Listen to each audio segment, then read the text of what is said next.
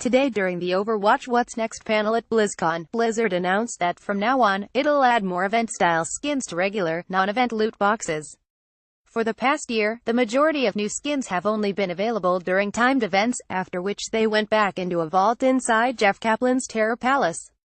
During the panel, Blizzard said that won't always be the case anymore and revealed an upcoming set of Blizzard-themed skins that'll enter the regular loot box pool.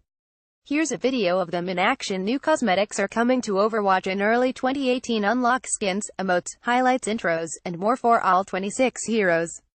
Pic.twitter.com/FS3&T, Overwatch at Play. Overwatch 3 November 2017. The skins are Immortal Orisa, Magni, Bronzebeard, Torbjorn, Nova, Widowmaker, Blackhand, Doomfist, Barbarian, Zarya, Butcher, Roadhog, Crusader, Reinhardt, Ika, Point May. Along with new level Blizzard World, they'll be coming to Overwatch early next year.